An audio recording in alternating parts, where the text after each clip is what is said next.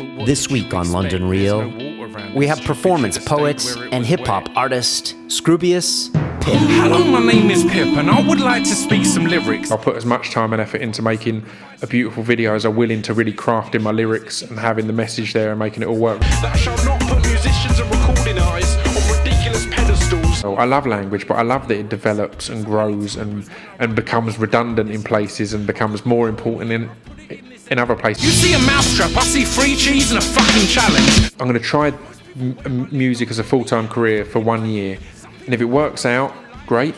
If it doesn't, I'll happily go back to retail or to whatever else. And it was almost a year to the day. It was like about 4 or 5 days out that Thou Shalt Always Kill came out and got in the top 40. Thou shalt remember that guns, bitches and bling were never part of the 4 elements. I think a lot of profanities are very enjoyable to use. If I say fuck a lot, well then I may gain more attention. And if you choose to be offended by a noise, it's crazy. Everything I do for a living involves speaking. But so growing up with a speech impediment, it seems ridiculous. I think of it the same as an accent. Right. You know, like you have an American accent, Yeah. so that's just how you talk. I stutter sometimes, that's just how I talk. On Sunday, London Real presents Scroobius Pip, Speech Development. I'm not a believer in the one goal should be happiness. I think we need to experience a wide variation of emotions. Welcome back to London Real. This week, we have performance poet and hip-hop artist Scroobius Pip. And when it comes to Scroobius, I don't even know where to begin.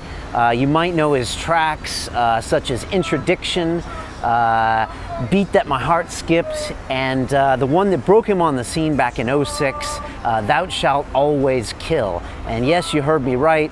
If you've seen some of his videos, they might have him cutting all of his hair off while setting fire to a hobby horse in a storage container. And yes, I'm not making this stuff up. This is the way Scroobius rolls. He is highly creative. He is a wordsmith.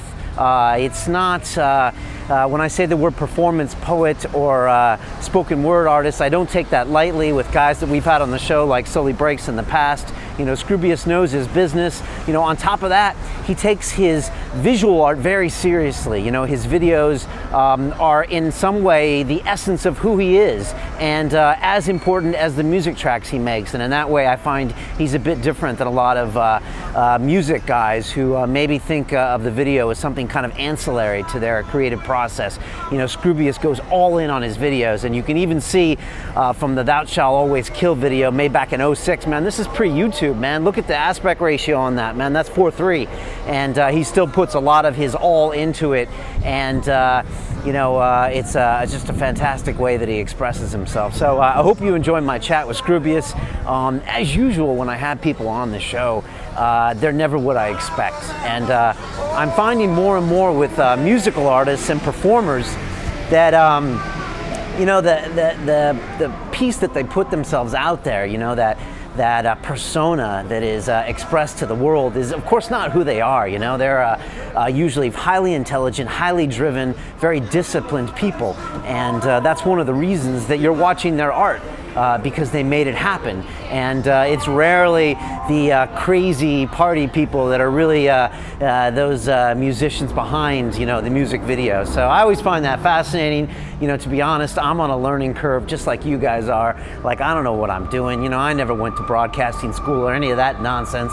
A lot of you are probably saying, yeah, I can tell, Brian, and I know it's probably pretty obvious, but it's still a constant learning experience for me, meeting these guests and seeing what they're like. You know, with Scroobius, one of the things I noticed right away after meeting with him, and you know, with most of my guests, I have a bit of a chat with them in my kitchen and just see what they're like. Oh, excuse me. And we were chatting about MMA in the kitchen because Scroobius knows his MMA really well. He's even done some commentating for the Cage Warriors here in the UK, and you know, he noticeably has a stutter, and it's not a small stutter. It comes up quite a lot. And I was thinking to myself, wow, this is a guy who spoken word is his business. You know, talking is his business, and he spoke quite frankly around minute 30, 35, I think, of this interview about his stutter, how he deals with it. It's actually a fascinating function in your brain. He told me that if he rubs his hand in a certain way, he won't stutter. and he actually does this on the show, and it's really fascinating and a really honest look at someone with that. And the way he said it, he was like, Brian, you have an American accent, and I have a stutter, and it's just a slightly different way that both of us talk, and that's the way he looks at it. So anyways, a fantastic show. I'm a huge fan of Scroobius. And I can't wait to see him perform live. Apparently he rips it up, and I can't wait to see him because, you know, in the studio he's really introspective, a really thoughtful guy, a really humble guy, and so I would love to see him get on the stage and just rip it up. So Scroobius, I owe you that appointment. I will come and see you, and I really look forward to that. As you notice, I've been walking through the box park here in Shoreditch. It's I guess a pop-up market, but it's still popped up after like a year, so I think it's here to stay. We're gonna do a little walk through Shoreditch over here. I'm heading towards Brick Lane, and you know, see what else we can kind of show you in the space. But I wanted to make a little bit of an announcement with a partner we have at London Real, and that's one with the guys at Monkey Nutrition. And they are a sports supplement company that we're going to be doing a lot of work with in the next many months. And they're actually going to be a content provider. They're going to be writing regular blogs and posting videos of the workouts that they do. But you know, these guys burst onto the scene with just a different way of doing things. You know, we've all been there when we've been training. I've been training for 13 years, Brazilian Jiu-Jitsu, Thai boxing, lifting weights, and you know, all of us guys have been there where we go on eBay, we buy that protein powder for like 10 pounds, for 10 kilos, and we take it, and we end up putting the wrong stuff in our body, stuff that probably doesn't even have much protein in it, stuff that has a lot of sugar in it, and you know, you pay the price. And if it's one thing I've learned from the Bulletproof guys about biohacking, is that ultimately it all comes down to what you put in your body, and you can have the most fantastic workout and the most brutal training regime, but if you then put garbage in, you're going to get bad results. And Mike Dolce has said this when he was on the show, and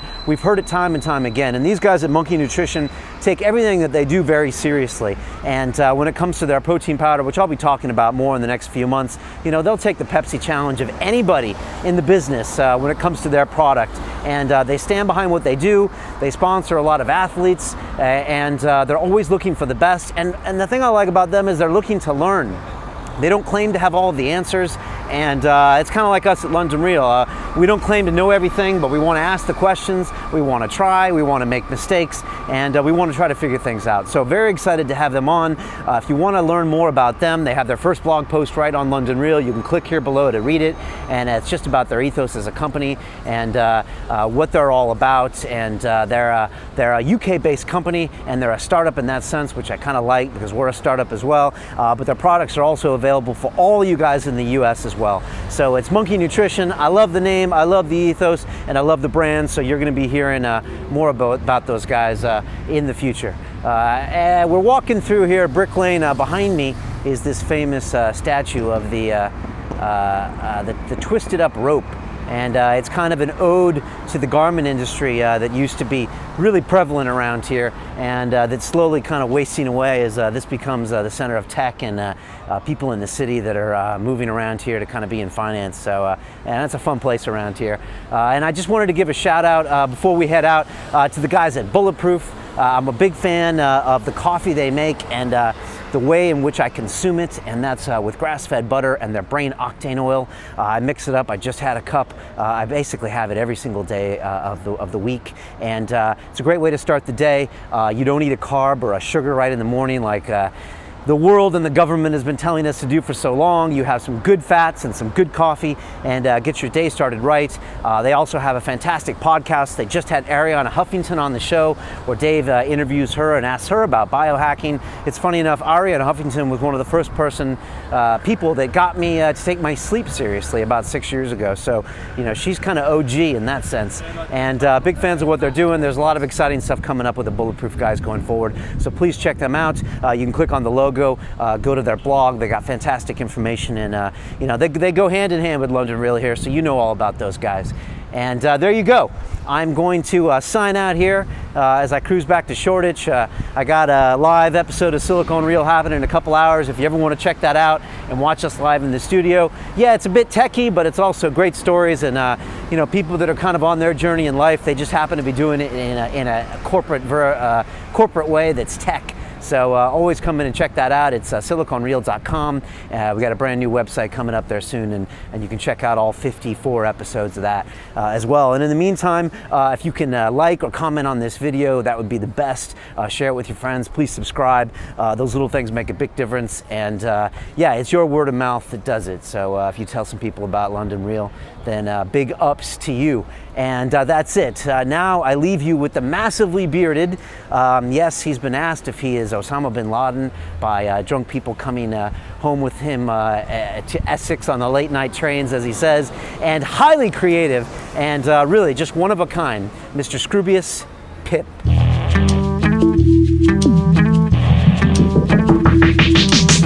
This is London Reel. I am Brian Rose. My guest today is Mr. Scroobius Pip, who is a performance poet, a spoken word artist. You are one half of the hip hop duo Dan Lasac versus Scroobius Pip. You're a DJ on XFM. Yeah. You run the label Speech Development Records. You are an MMA aficionado and Cage Warriors commentator from time to time. I do a lot of stuff. You do. You hail from Essex right here in the UK. Scroobius, welcome to London Reel.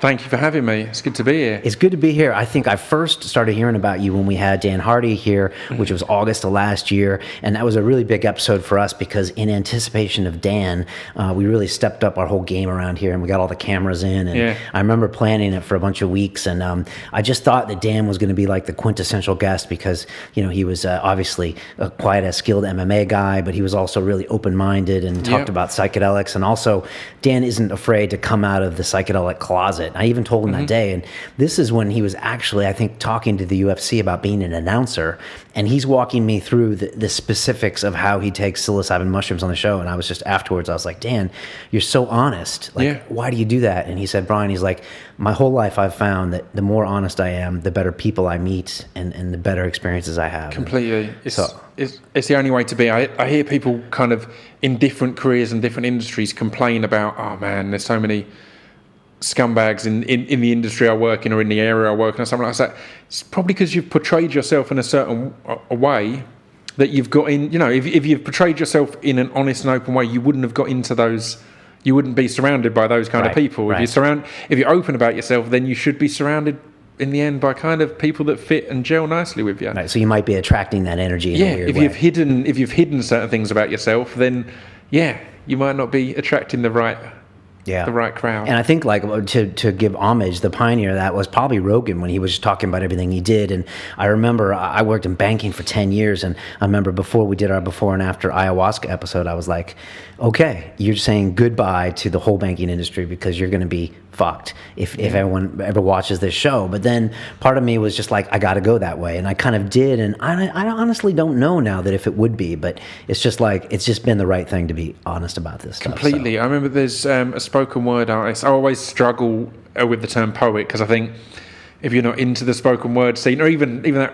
you're going to be cringing thinking, some spoken word. It's not something that naturally appeals to me even. The word poet, The word poet, even the word spoken word at times, but I think it's the most literal. But as a spoken word artist I know called Musa Okwonga, he went to Eton, he had a great upbringing and was a lawyer. He was trained and qualified as a lawyer.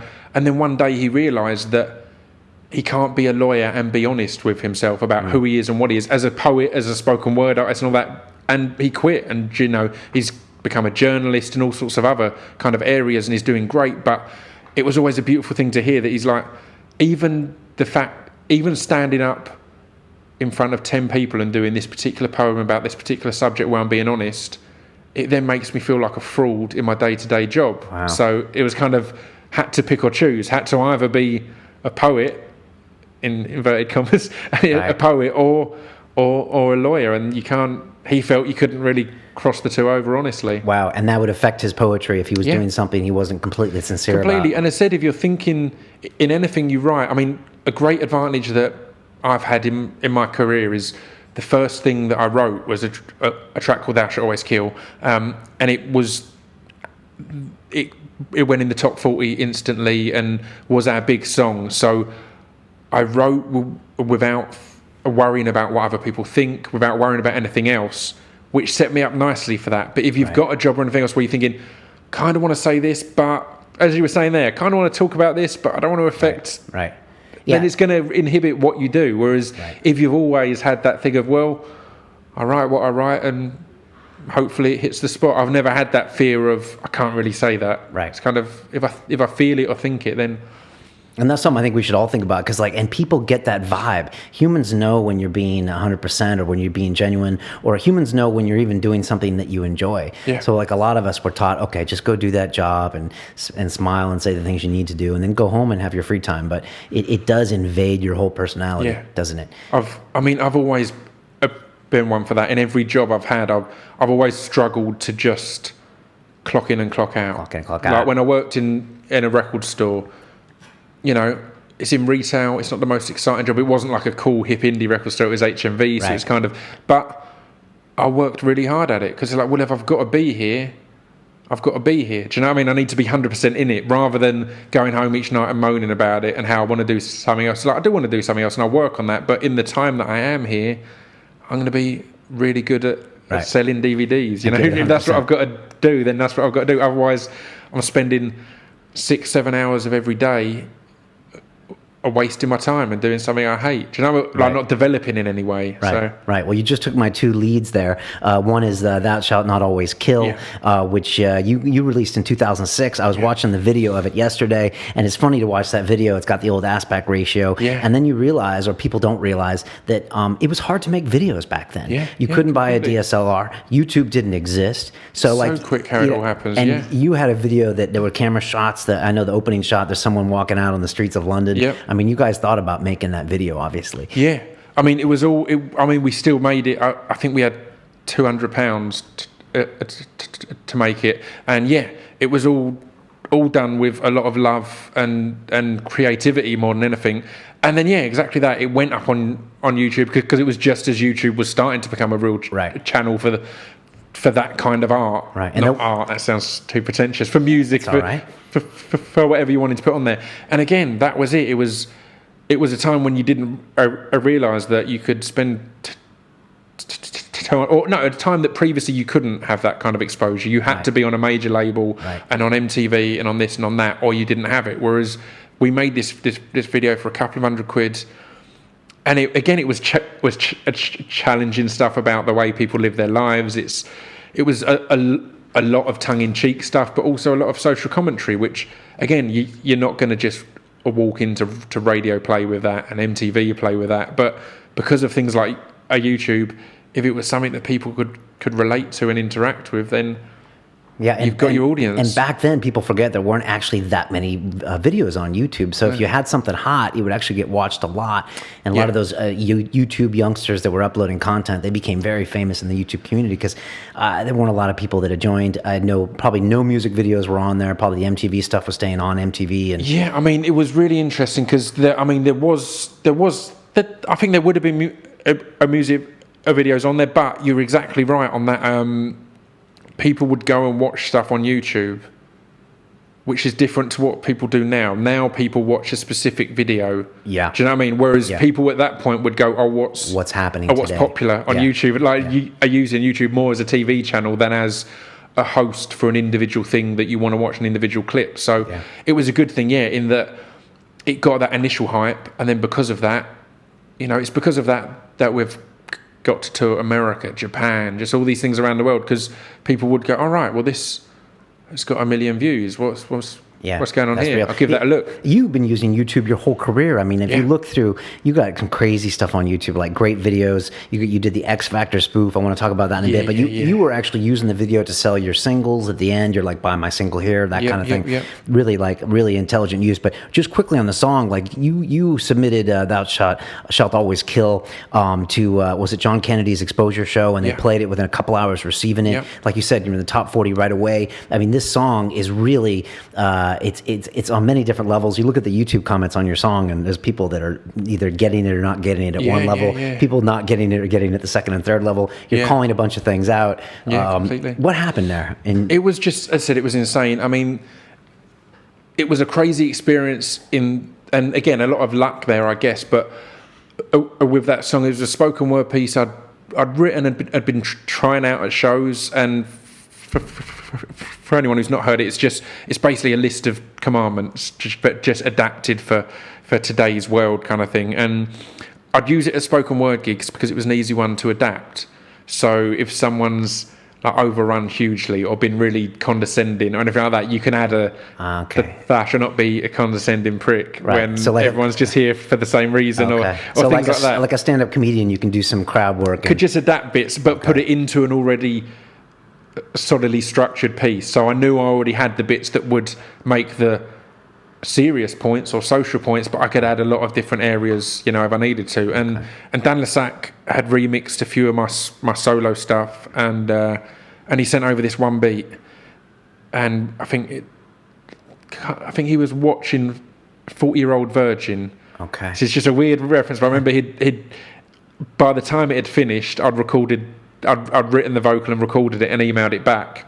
Okay. So that's kind of the full lifespan of this. I don't even know the length of 40-Year-Old Virgin, but yeah. So he was watching it like in your flat and you were writing it there? No, it was all over email. So he emailed me this 90 beat. minutes or two. And I was like, all right. And then he put this film on, and by the time he finished, he looked in his email, and that was the original vocal that was on the video and everything. Okay. And that's what got played on XFM. And yeah, we sent a couple of CDs out. Yeah, and John Kennedy on XFM heard it. I didn't hear it get his first play because we didn't expect him to play it. We kind of sent it out kind of thinking, well, we'll see what happens. And yeah, it all went crazy from there. And radio play is huge. I mean, I didn't realize, I guess it's still huge even today. Yeah. For making and breaking things. We had, like I said, we had Ashley Walters on here a couple weeks ago, and he said, like with So Solid Crew, that 21 seconds, he's like, it's all about the radio play. Yeah. And that can make or break you. Had you still been working at HMV at that time? Had you stopped working there? What were you doing spoken word when you were there? Yeah, I worked in HMV for 5 years, and I'd always been like, oh, I'm working on an album. I want to do hip hop. I want to do spoken word. And then I got offered an assistant manager's job. And I decided, again, like it's kind of what I was saying earlier. I decided at that point, either I need to take it and accept that this is what I do. Right. And again, I'm fine with that. I don't think there's any shame in that at all. Or I quit and try and do music for a bit. So I'd saved up enough to record my debut album, which I think I spent $1,000 on. Right. No commercial breaks. Yep. And then I'd saved, I think, £3,000 or £4,000, which I felt I could survive off that for a year. So I'm low maintenance. So that is low maintenance. I quit my job, and I had a 1987 Toyota Space Cruiser, and I toured around the country living in that. Okay. Showering in service stations and whatnot, and just kind of trying to get gigs anywhere I could. I did a thing of I'd perform on street corners, but not busking, because I felt a busking instantly puts you in a wanting something from someone. It puts you in a negative zone, and people will instantly dismiss that. Whereas if you're just performing as a gift, as it were, then it's a different mindset. And I learned quite quickly that you could go to a town centre and there's tons of people there, but very few of them want to hear spoken word, hip hop, hybrid, kind of a weird mixture. So what I learned quite quickly was I'd get to each town and I'd look at the gig listings and I'd see who's playing, because I'd figure if, say, a Buck 65 or A$AP Rock or Sage Francis or Atmosphere or anyone in that kind of hip hop area are playing, then they're literally going to bring everyone from that area and line them up against a wall. Literally. So I'd turn up and play to other people's cues. Okay. I'd turn up outside their show. Okay. I'd hand out flyers so people can remember who I am, but I wouldn't have anything for sale. I wouldn't ask for anything. Okay. I'd just say, look, you've paid for a gig. It's going to be amazing. You're going to have amazing supports, but while you're standing outside waiting, here's an extra performance. Wow. And I'd do that, and that's kind of where it all started off for me. Would you play music in the back, or was it just spoken word? I'd do. I had a ghetto blaster with some backing beats on. I also had a loop pedal where I'd beatbox and loop Okay. I'd beatbox into a loop pedal and loop it, and then I'd go over the top of it. Okay. And some bits I'd do just as raw kind of acapellas. So yeah, I did that for a bit, and it's basically I decided I'm going to quit. I'm going to try music as a full-time career for 1 year, and if it works out, great. If it doesn't, I'll happily go back to retail or to whatever else. And it was almost a year to the day. It was like about 4 or 5 days out that Thou Shalt Always Kill came out and got in the top 40, and it was like, well, you know, that gamble paid off. But Things aren't supposed to happen that way, Scroobius. yeah, I know. I mean, that's one of the things. It's always weird. I tell that story to people, and I say, I'm not saying that you should do this, because I think it was a freak situation that a lot of stuff kind of happened and aligned that it worked. You know, I wouldn't be one to say this is what everyone should do: quit your job, do your passion, and it'll all work out. Because it's called survivorship. That's not how life works. Right. Sometimes It's called survivorship bias, I think. Yeah, exactly. You see the it's ones like that it happened. It worked out for me. It's not going to work out for everyone. I think there's a lot of work ethic in there. I think it is because I could put 100% into it. I'd do 5 or 6 open mics a week. Oh, when I was in the London area, obviously I toured around the country just playing outside pubs, getting on open mics in different pubs and areas and things like that. And yeah.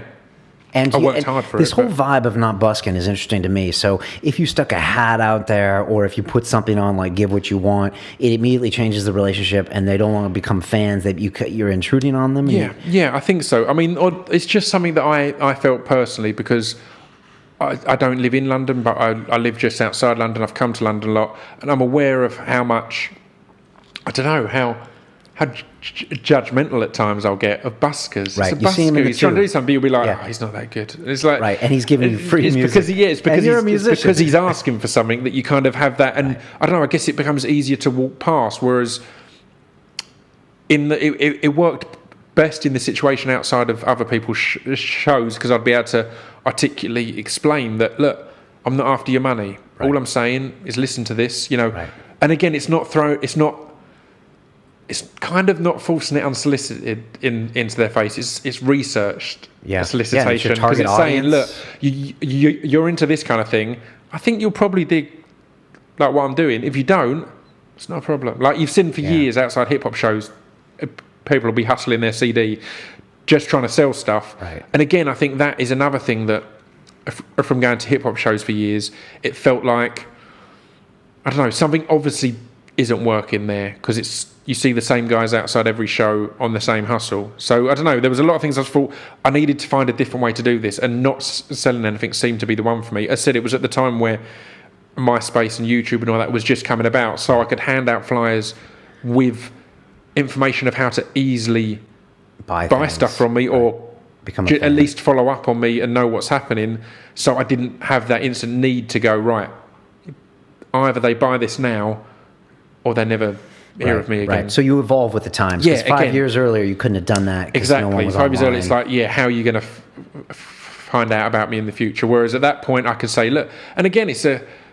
slight intelligence thing there of going, look, these are people who go to gigs. These are people who like live shows. Yeah. If they've got my flyer on that, then, you know, It's the I do next live best- shows. Hopefully they'll go, oh, well, I enjoyed that guy. I'll go to his show next time. It's like they're invested in it already. Yeah, it's like the next best thing to open up for the live show. You could argue it's even better, because people are going to miss that early performance, and then you've got a captive audience when they're waiting in line. Completely. And I also think there's again, it's trying to be smart with it all. I think there's an art to being an opener as an actual support act, because I think a lot of people go out and smash their gig and go, yeah, we did great.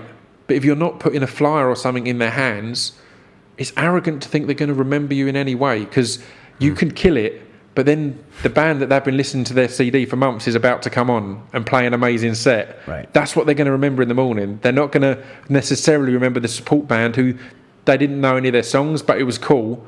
Whereas if you've put something in their hand, and again, they're going to get drunk. They might meet a girl and take her home. There's a lot of things that are going to distract them from the support band of who they'd paid to come and see. So I think even in that respect, I've always been one for trying to be proactive and adapting with the times and going, right, I've got this good support slot. I'm opening up for, we've done open for Mark Ronson, for Saul Williams, for RZA from Wu-Tang Clan, for all sorts of people.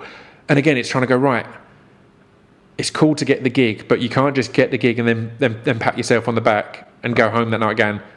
Opened up for RZA. Right. It's like, well, yeah, and then what? Oh, what does that mean next week? Yeah. And next week you're still sitting at home and you're not opening up for RZA. So yeah, it's that trying to make it all have that mark and leave you kind of leave your card as such. Good advice to new artists. Yeah. It's funny how you say that. When we were on Joe Rogan, everyone's like, "Oh, you were on Rogan," and then it's like, I remember I telling my co-host, I'm like, and the next day we're gonna wake up and guess what we have to do? The same thing we've been doing for the last year. Exactly. We had a spoken word artist in here, Sully Breaks. I don't know if you know him. But I know Sully. He got to meet Will Smith when he was in LA, and he's like, he Instagrammed a picture of him and Will Smith, like, who has more Twitter followers than Obama. And I talked to Sully afterwards, and he's like, yeah, everyone's like, you made it. And then it's like, and the next day you got to get up and do everything that you were doing. Exactly. There is no making it. Exactly. And again, there's nothing wrong with that. I think it's right to be excited about those things. Damn straight, I was buzzing to support RZA or to, all of these different exciting things that happen. But yeah, you can't let it distract you from what you do and what is your goal. You've got to continue on. You've still got to work. You can't just... Right. Let's talk about your next album, Distraction Pieces, right? And your video, Introduction. Yep. You're burning some stuff in there. I was playing it for my girlfriend last night. She got very disturbed. I was really happy about that. Yeah. You're quoting Lenny Bruce. Tell me about that first album of yours, or the first album when you were on a label. That was my first solo album. It's quite a confusing history because I did No Commercial Breaks, and then the stuff happened with Dan Lasac, and we had 2 records on a label called Sunday Best. But Distraction Pieces was my first solo album properly on my own record, properly releasing it with music videos, and again doing everything myself. So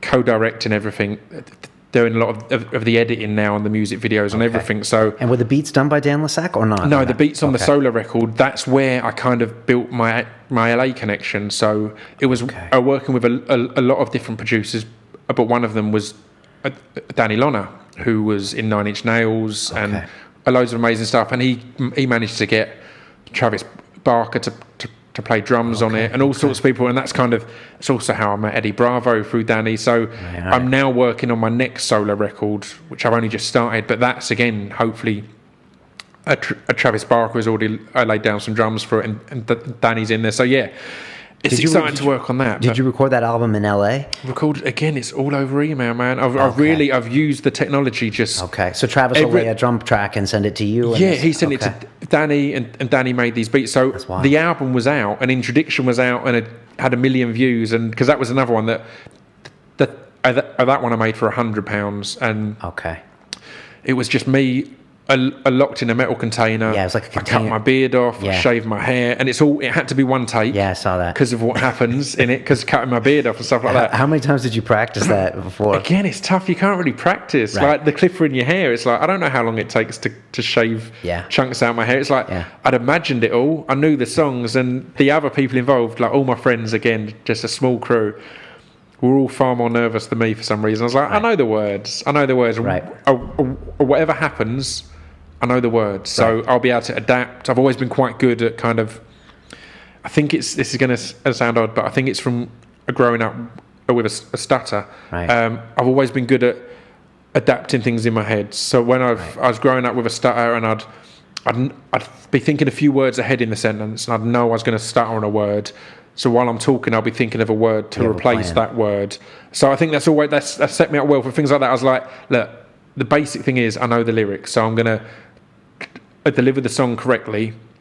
Whatever happens in between, that's for me to deal with. If the clippers don't work, if the stuff I set fire to, I mean, because we set fire to this horse's head, like a hobby horse. So just to clarify, we set fire to a hobby horse, and that thing, like, we'd covered it in petrol because we're like, it needs to go up. That thing went up, and we're in a closed metal container. I noticed that. So the smoke starts to fill up and all this, and I'm like, we need to get to the end of the take. I'm like, I'd be fine if everyone else left, but it's like, I'm getting to the end of this take, because at that point I've already cut my beard off. I've already shaved chunks of my hair. It's like, you got like 60 seconds left, and this horse's head is smoking. Yeah. And I'm thinking, wow, this is he couldn't have practiced this before, because it's one take. Yeah. And it's a shipping container, so it's obviously closed in there. Yeah. Okay. And so yeah, because you could tell you're kind of improv. You're good at improv. Yeah. Because even when you're trying to light the envelope, first couple lights, you're not panicking. You just keep writing. You, like you said, you know the lyrics. So in a way, the stutter kind of made you used to that, because you're always having to think a couple steps ahead. Completely. And I think that's genuinely helped me over the years. It's a weird thing of, it's only since I've got to any level of public exposure that I've become more aware of my stutter, in that I have a lot of people who've got stutters hit me up asking how I deal with it and things like that, because I think I'd got so comfortable with it over the years.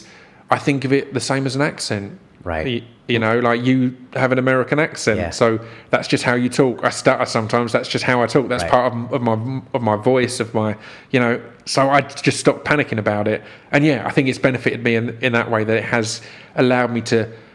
It's made me more sharp and quick. You know, it's great that I paused for a long time to think of the word sharp. That's it's kind of ironic, but I think it's given me a sharpness because of that. Naturally needing to adapt. It's weird how it's just about frame of mind, because so many people could think of a stutter, especially for a guy who's a poet and a hip hop guy, that it would immediately hurt them. Again, it's hilarious to think of the fact. Again, if you look back, if I think back to when I was a kid, just everything I do now should be restricted from having a stutter, from the radio presenting to any kind of commentating on anything or spoken word or rapping, any of that. Everything I do for a living involves speaking. But so growing up with a speech impediment, it seems ridiculous, but And so now it's just a part of you as your character. So it's just an accent. It doesn't hold you back in any way. No, I don't think so. It's your signature in a weird way. Yeah, in a way. I find it fascinating. I think it's a fascinating thing. We don't know how the brain works at all. I've discussed this a few points, but there's a certain comedian's name that. When I say it, I stutter. I can't say his name without stuttering. I'll say him now. It's Dylan Moran. Okay. Always a struggle like that. It's like a neural pathway. So it's this thing. But a guy taught me this thing of tapping out syllables. So if I use that technique, I can say Dylan Moran, Dylan Moran, Dylan Moran, and it's just because I'm tapping out. Wow. So how crazy is the brain? Connected to your motor How crazy ability. is the brain that can make that difference? And is it your right hand? Like either hand, and then Dylan Moran, yeah. Whereas without, it doesn't. A struggle. That is fascinating. But I find all of that fascinating with stutters and things like that. That we just don't understand the brain, and it's why I find things like as we were saying beforehand, just all the kind of different. Like all the ayahuasca stuff and all that and stuff like that, how there's so much we don't know, and there's stuff that, and we're not going to know for a long time. Just things like that can change your ability to say something. And I'm fine with it, but if you think about it, a lot of people don't think about a stutter. You kind of dismiss it, but as someone who's lived a normal life, and again, I'm not saying it's this huge disability, but one of the main things that we talk about and has been fought over throughout history is freedom of speech, of being able to say anything you want. And with a stutter, you can't. There's certain things you can't say. Right. And that's that kind of gets overlooked. It's a crazy thing to try and have a concept of. There's certain things that like Dylan Moran. I'll make it easier for everyone. Right. Certain things like that, I don't have an option of saying, and that's it's a crazy thought, but it's something I'm used to. So it's not. I've never allowed it to be a big deal in my life. Right. But it's interesting that the brain can have that much kind of grey areas, or literally that we don't understand. It's amazing how many things we don't know about the brain. I don't think we fully understand why we sleep or why we need 8 hours of sleep. It's not like the body needs that much time. I think we think it's something to do with processing memories from the whole day. Mm-hmm. We don't understand it. Psilocybin or ayahuasca, a great example. Like they're doing some studies at Imperial College right now, and they were surprised to see that it actually, as opposed to increasing activity in the brain because you see visuals and think about stuff, it seems that it actually decreases like the central control center to where the brain is able to do some things independently. So I mean, like, we still don't have any idea what's going on. No, it's fascinating. It's fascinating. It's So fascinating. when you stutter, do you go ahead to the tap, or are you just like, look, this is me? I only ever use that tap when As an discussing it example. as a party trick almost, because I find it interesting. But in general, I don't stutter that much, and I don't have to bring up that particular comedian that often, so it's not too much of an issue. But James Earl Jones apparently had quite a stutter. A lot of famous actors. a lot of famous actors. A lot of them performed their way through Rowan it. Atkinson was famous for it, and it was an interesting thing to hear that. Like, when I was younger and I had some speech therapy, which I really think helped that much particularly. But one of the things that they were saying was interesting, that because he was in a series called A Blackadder, and again, I'm not a massive Rowan Atkinson, but in that he had a really pronounced way of saying Baldrick. It really pushed the B, and it was his stutter. It's become this known thing of Baldrick, and it's like, no, it's because he struggled with B's that you had to go Baldrick and really push it out. Right. And again, you wouldn't have, like, and no one knows that. No one notices that. James Earl Jones, who is basically Darth Vader. The voice, yeah. I mean, he's the voice. This is CNN, is him. And he had a stutter. So it's interesting how you said about holding the B. I never thought about that. So all right. So let's talk about Dan Lesac really quick, because it's sometimes hard to separate you guys. Even when you Wikipedia Scroobius, you get Scroobius with Dan. It's like you guys are kind of connected umbilically. Yeah. But we have seen both of you in the room at the same time. So you're not the same person. No. I bet in the beginning you might have been accused of that. Still now, I'll walk down the street. I mean, not that I'm super famous, but more kind of in London, East London, because I've got a club night here. I'll get recognised more, and at least half the times people go, Dan Lesac, and I'll be like, I don't know what to do here, because I can legitimately kind of rudely ignore this person because that's not my name. So but I'm aware that they're calling to me. So it's kind of it's an interesting one. I think a lot of the confusion stemmed from the fact that we are called Dan Lesac versus Scroobius Pip, and it's kind of unusual because he's the producer. He makes all the beats, he makes all the music, whereas I do all the vocals. So because of that, if anything's shortened anywhere, I guess it will be saying Dan Lesac, and you automatically assume that the guy in the video with the beard talking is Dan Lesac. Because he's first mentioned in that partnership. Okay. But again, it was all unplanned. We made our Dan Lesac versus Scroobius Pip a MySpace page because we'd done some songs together. And then, Thou Shalt Always Kill happened, and it was a name that we were stuck with. And I'm pleased because we are solo artists in our own right. We've just done our third and probably final record together, and we're going off to do solo stuff again. And I think that works because we've always been Dan Lesac versus Scroobius Pip. It's, we've always had our own.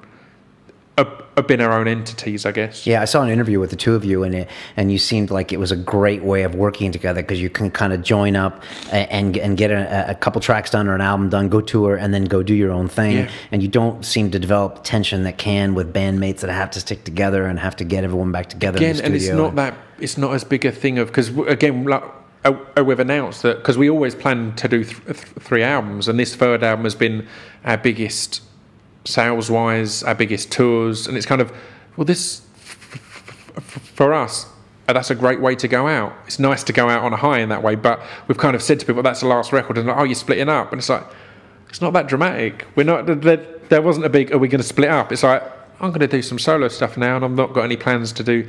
It's not as, whereas with a band, it has to split up or it has to be together. Right. I think that was the kind of advantage of being a duo as such, as we can kind of just leave it.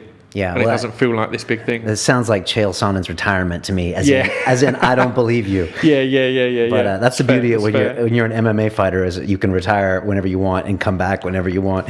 And like Randy Couture did it like two times. Tito Ortiz has done it 6 times. Doing it. Jesus. But this is your third album with Dan Lesac, and potentially last album. Yeah.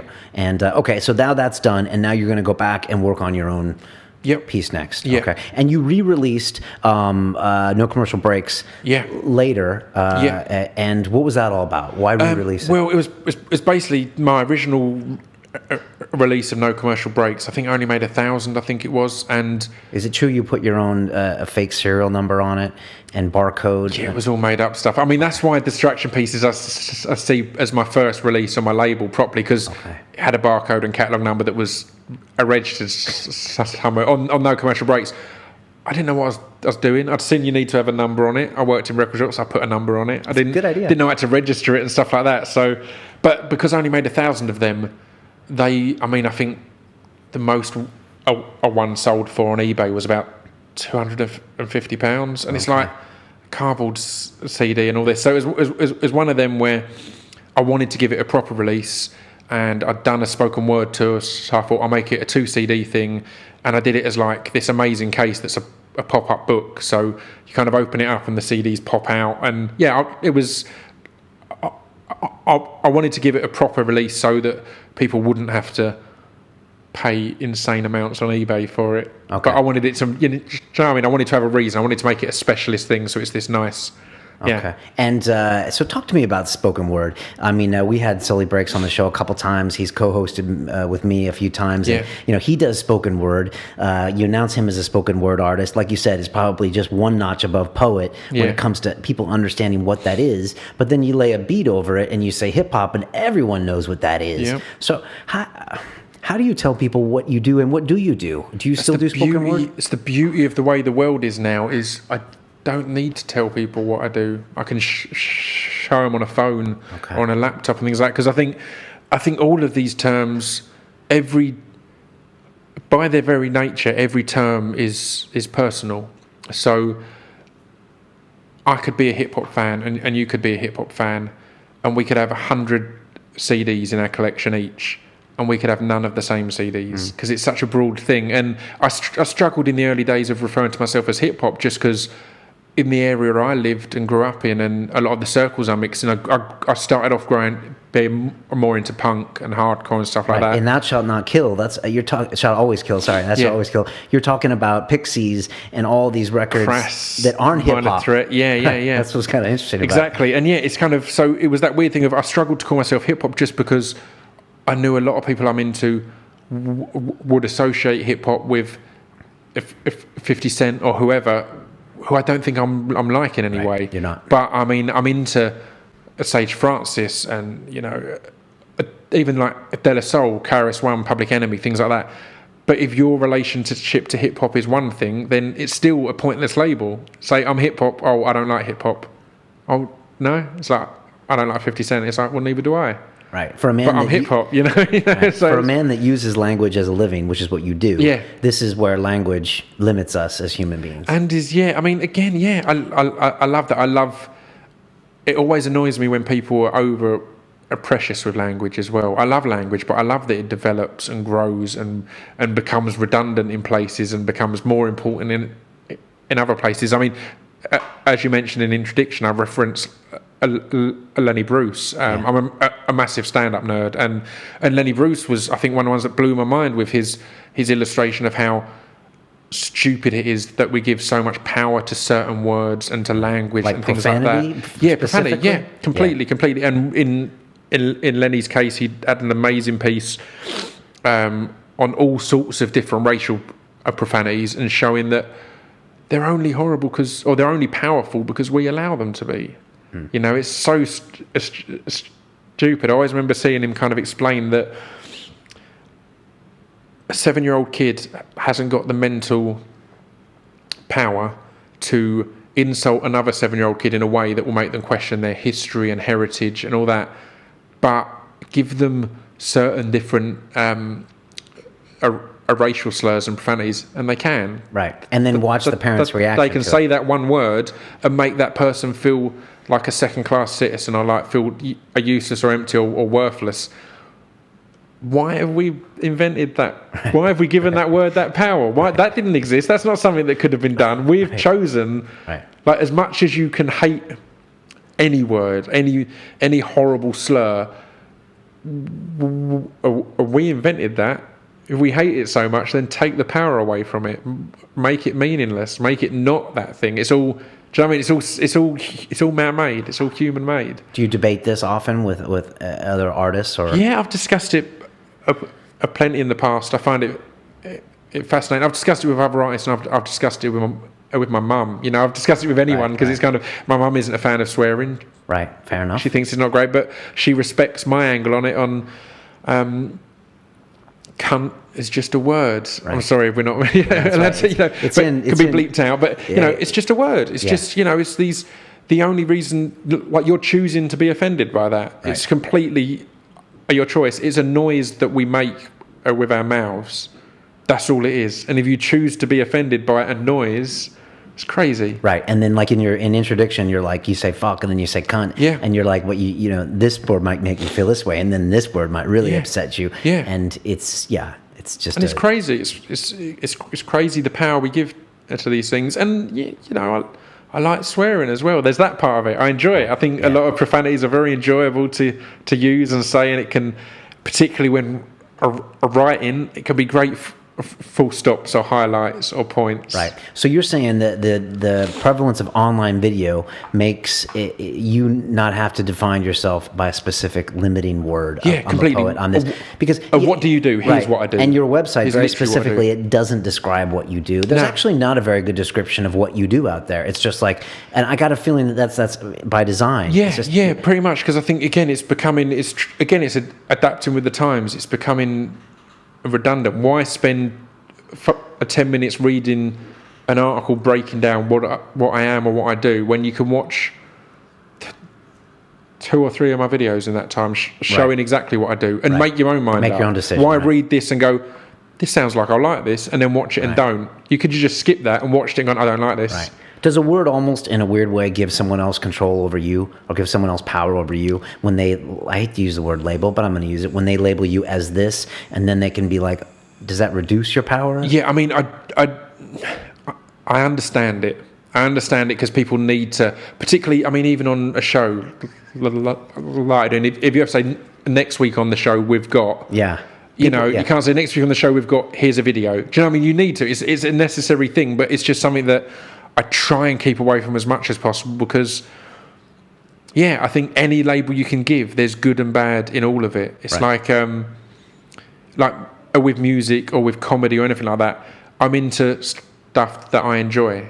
Right. It's as simple as that. Right. There's not a set thing. Like I've got a film night I do at cinema in London as well. People are often ask, what kind of cinema I'm into. It's like, again, stuff that I enjoy. It's killer. I know a lot of fellow film geeks who you'll hear say, I love black and white films, I love subtitle films. It's like, you serious? So you're saying if I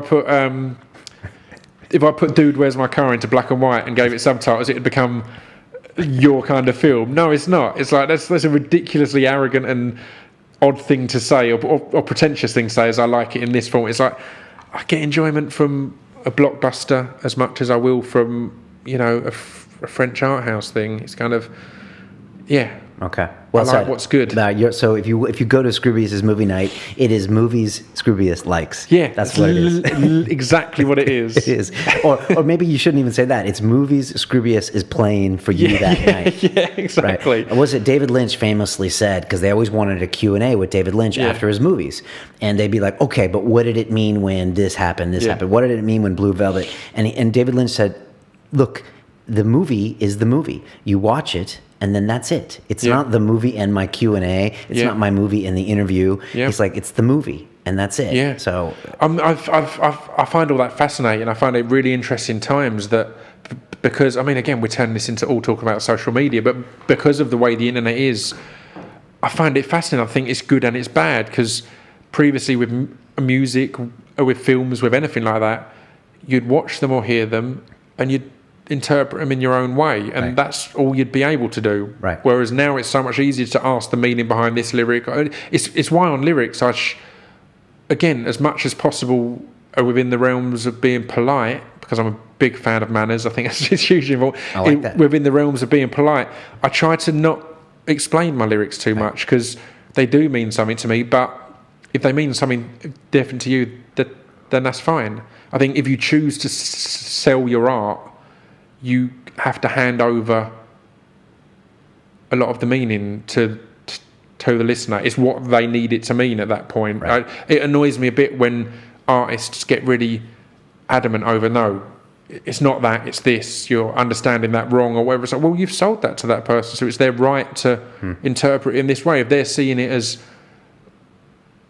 as motivating them in their particular situation, but you're actually writing about a different situation, it's not your business anymore. It means what it means to them now, and that's kind of, yeah, I think that's a key part in anything where you're comfortable. And again, a lot of people hate admitting that what you do for a living is sell your art.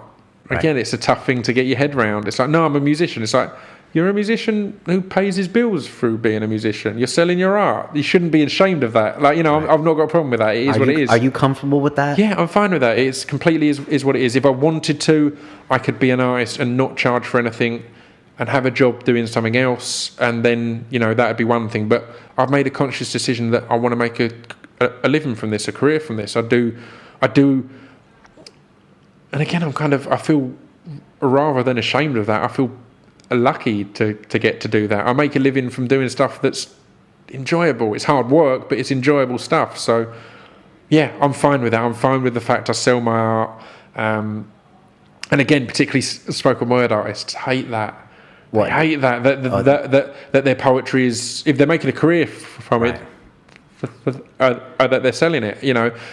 Although I don't think of that when I'm writing, at some point in the process, that becomes there. So I'd never change anything I write in the name of further commercialising anything I do or anything like that. But once it's there and it's done, that's what you're doing. You're going on the radio. You're trying to get airplay for sales. You're not trying to get airplay to spread your message. I guess you are in a way. You've got some content in there, but it's still about making a career of it. So man up and sell it, or let's just be honest that we are actually trying to sell it. Man up and sell it, or don't. Right. It's fine not to, but it's ridiculous to try and walk both lines. Try and be this righteous kind of hippie, but then going, but my DVD's £10. It's like, all right, that doesn't fit with your views on the economy and the way we should be overthrowing the system or the current systems of retail power and all this kind of thing. Right.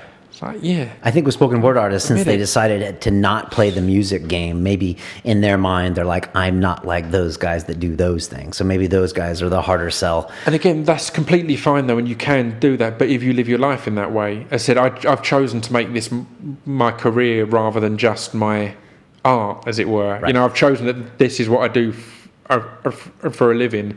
And again, there's going to be thousands and millions of spoken word artists who it's completely that.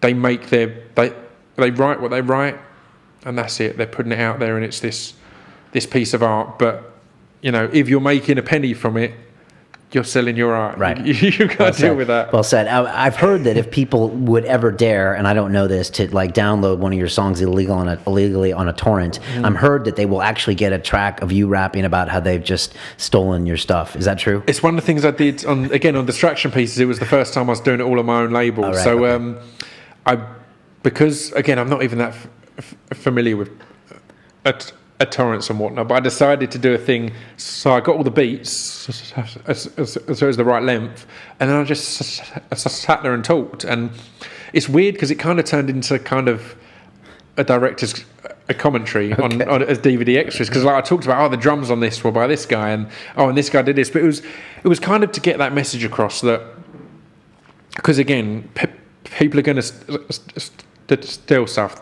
That's a fact, and it can annoy me a bit, but I don't want to be a preachy dude about it. But the thing that does annoy me is that people haven't got any shame in it anymore. That people will tweet you saying, no, I torrented that. It's like, don't come and talk to me about that. It's cool. I understand you do that, right? But don't come and talk to me about it, because particularly as that was the first thing on my own label, I was doing it me and the artists involved in the tracks. That was the only people that you were stealing with. There wasn't some big evil label or publisher or whoever that you're stealing from. You're stealing directly from the people that you're getting this enjoyment from. So do that if you want to, but know that that's the case. Do you know what I mean? Right. Again, and that was the whole point, and what I say on the commentary as such is saying you've stolen this, and that is what it is. But know what it is, and be comfortable with that in yourself. You can't. I'm not going to allow you to kid yourself that you're just are ripping off the man or the machine. Right. You're stealing from me directly. So if that's what you choose to do, then cool. But know what it is. Good. And I've got a weird thing with that. I get people again. Before we we started, we were talking about a mixed martial arts a bit, and I'm a big fan of MMA and Brazilian Jiu-Jitsu and everything in that area. And I get people, because I tweet about it a lot, I've had the UFC hit me up in the past for some of the UK stuff to tweet some promo stuff and things like that, because they know I'm genuinely into it. So, but I get people tweet me fairly regularly saying, "Oh, have you got a stream?" And I'm like, "Well, no, because on BT Sports over here, for example, it's something like a £15 a month. I get more than £15 a month's enjoyment out of all the UFC I watch. Do you know what I mean? There's particularly now with like 4 or 5 every month. It's like, it's worth, to me, it's worth what I pay for it. If I get, say the cost of the event is the same as a gig ticket, I'll have as much fun watching an event as I will going to a concert. So it's justified to me. I feel that's, I think you get more value. I think with the music thing, I'm going off on all sorts of tangents now, but with the music thing, I think I prefer to buy music because with my investment, it gives the music more weight. And I'll explain that. Like when I was a kid, I could probably, I didn't have money. I could probably afford an album a month, but that meant that I'd listen to that album over and over again, and it was an investment there. Whereas now, if you've downloaded 10 albums at the beginning of the week, you're probably not even going to get around to listen to a few of them. Whereas if you've paid for one, you'll be listening to that because you paid for it and you want to listen to beginning to end. And I think, there's a thing there of adding value by actually spending. People value what they pay for. And I think with some of these streaming services like Spotify, I find that all the time. Like I'll listen, and then I'll hear something I really like, and I'm like, who are these guys? And I'm like, but they're almost expendable because they come on for free, and I didn't have to search them out. And then once you buy, you make literally an investment, don't you? Yeah, completely. And a personal investment, and I really think investment. That's, again, it's not me trying to be an artist of saying, buy my stuff. As said, if you steal it, you steal it. As long as you're not coming to my face and going on about it, then we're cool. But just on a personal level, I feel I get my money's worth, and I want to invest in it. You've got to stand for something. It's important to have those principles. Let's talk about your videos, because you basically have said, I mean, if everything boils down to everything, it is the videos and the music that tell people who you are. I mean, it's your main way of communicating. It really is. I mean, just touching on being a film nerd, I'm often thinking of the videos like as I'm writing the lyrics. So all of the videos we've done, I've either directed or had a hand in some way, and all the ones on my solo record and all the recent ones have all the recent ones with me and Dan Lassac, I've directed them all with my mate Tom.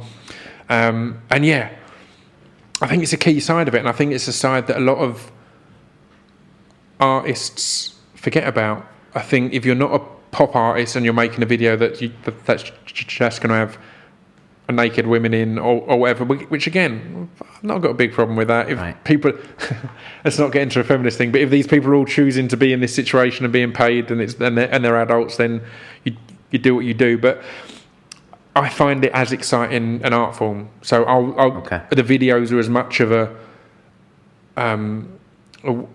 work of passion on my part as the songs are a lot of the time. So I'll put as much time and effort into making a beautiful video as I'm willing to really craft in my lyrics and having the message there and making it all work, rather than, we need a video for this, let's shoot something. Is that rare for a musician? Because musicians by definition are all about the audio and not about the visual. I mean, again, it really varies. It depends what musician you're looking at. And again, it shouldn't be a must either way. All of these things, I never think that just because I talk about some political things in my lyrics or some social things, I don't think all music should have that. I think music would be boring if all of it had that. It's kind of, I think there's room for everything, and equally there's a lot of artists I'm into who are into that side of it and direct and make these amazing, it all just comes together beautifully. But equally, if you're not into that, I'm fine. Like it's not like you're only doing half the job. You should.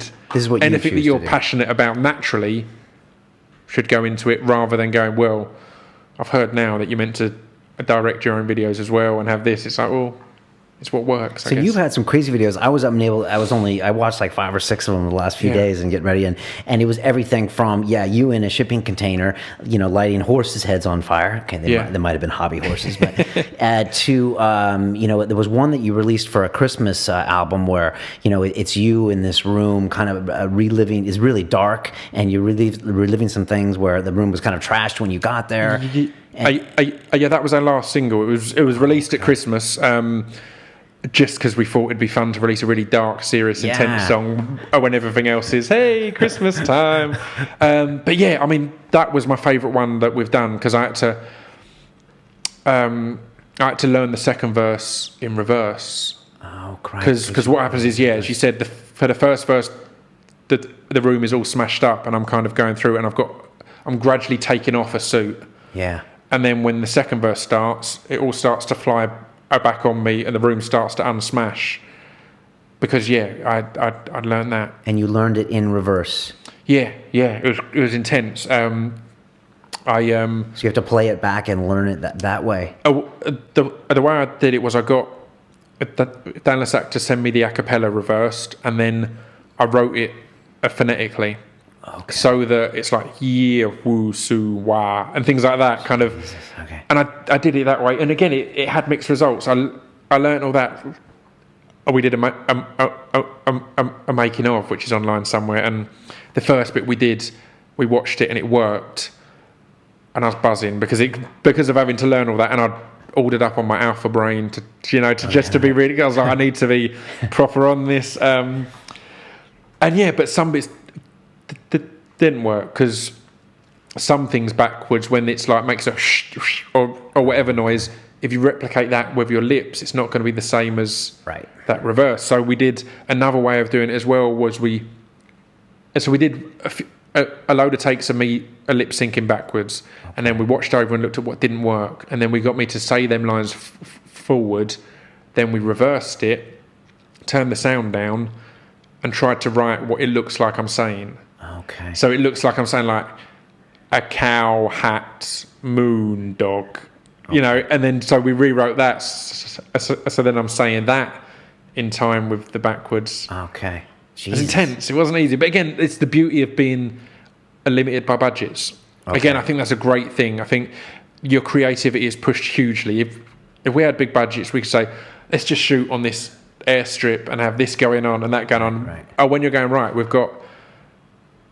I think we had £1,000 for that, but I think it looks like a far more expensive video than that kind of thing. So it's finding interesting and creative ways to make it. So you have a couple DSLRs and a set for a night or someone's apartment and some lighting. That, and then you maybe pay some editors or something. Again, we edited it ourselves. Me and my mate Tom shot it. At the set, a mate of mine worked in a theatre and they had a loading bay out the back where they allowed us to kind of pick some of their old sets from out the back and build this and make it look how it looks. Okay. So again, I love the fact that I get to do things like this with my mates. Right. This is all people I went to college with or have known for years. It's not. It's thinking right rather than thinking right. What do we need to get? It's thinking, who do I know that's got a job that we can kind of get a favour from and kind of go, all right, can you help us on this and build this with us? And that's how great indie films were made. Like as Robert Rodriguez, who made El Mariachi, he was always saying, he's like, if you want to make a movie, make a list of what you have. He's like, your family owns a liquor store? Well, use the liquor store. Yeah. He's like, if you have a car, use the car. There's a film, one of my favourite films is this film called The Fall.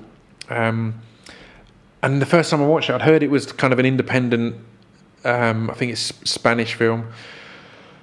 And I was stunned at the vastness of the landscapes and some of the shots and all that. I did some research, and the guy who wrote and directed it his main job was shooting adverts. Okay. So when he'd get an advert in Dubai, he'd have a week, he'd get it shot and wrapped in 2 days, and then he'd just pay to fly his actors over. And he'd have all this equipment, these amazing cameras, these amazing locations. And that's how he did that over several years of using, again, it's seeing what you've got right. What jobs have I got in and where's it going to take me and what kind of cameras is it paying for me to have? cool. Let's work It's our film funny, around that. and you wouldn't even know your own assets. Like, you could have someone walking around this city being like, I don't have anything. And then, like, some kid in Argentina is like, you're in London. Yeah. Wake the fuck up. Just look at what your mates do and what anyone, Right. Yeah, we probably have a lot more access. Yeah.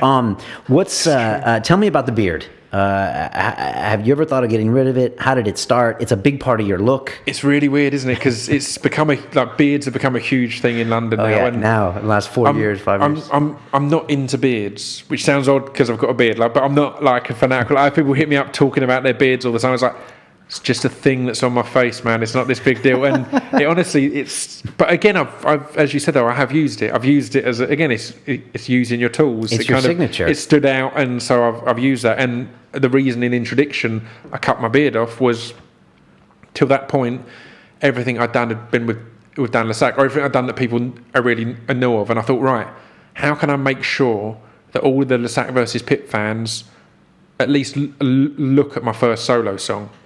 Whether they like it or not, again, I'm fine with that as long as they actually look. And I thought, cut my beard off. Because again, it didn't go completely. That. But if I then tweet saying, "Oh, I've got a new video in which I cut my beard off," then people, are, the fuck, they'll want to have a look at that. So it was that thing of getting people on board. But initially, it comes back to our first story where I was quitting my job at HMV and I was going to spend a month or two living in a van. Thought it's going to be easier to have a beard than having to shave every day. So in the month or so building up to going off in the van, I started to grow a beard. So I'd already started it and was past the uncomfortable, stubbly, rashly stages. Horrible stages. Yeah. So, and that was it. It was genuinely, this is going to sound such a lie, but it was a functional option at the time. It was that thing of, I was going to be living in a van. It's hard enough to get clean every day when you're just going to service stations and whatever and using sinks or showers to have to go in there with a full shaving kit and whatever. Right, forget it. Yeah. That's a great story. And you said when you used to head back to Essex on the late night trains, people would give you a lot of shit. Yeah. And you remember you said some interview where someone you said sometimes that you'd be called Osama and things like that. You said one time someone called you Saddam Hussein. Yeah. But you didn't try to correct him. No. And tell him that Saddam Hussein had a mustache. Yeah. It was the one time I wanted to just say, no, hang on, you've got that wrong there. I think you mean Bin Laden. If you're going to call me a terrorist, then get it right. But no, again, yeah, it's one of the things I like. It's why I still live in Essex, I think, because you can't help but stay grounded around there. It's not that I'm some superstar, but I get to travel the world doing what I love, so it's pretty cool. I always remember after I did a gig with it was a collective of people, and it was at the Hammersmith Apollo, I think it was, which is about 3,000 cap, and I'd opened and closed it, so it was a bit where people were doing individual bits either way. And then I chose to get the train home, and I'm sitting there thinking, right, I've just done this gig with some comedians I idolise, some musicians I idolise, and then on the train home I was getting abuse and being called a terrorist. I had kids some girls from Tilbury trying to steal my shoes, and it's like, that stops any ego building, because it just keeps you the ultimate grounding experience. And it's why I love it there. I love it because no one, again, it's changed as time's gone on, but generally people don't know who I am. Right. In that sense, I'll get a few every now and then, but yeah. So it keeps you. For the Eddie Bravo fans listening to us in LA, what is the typical person from Essex? Are we going to go with the fake orange tan? What are we going to go with? It's really tough because it probably is. It probably is. A bit of a fake tan, a bit of.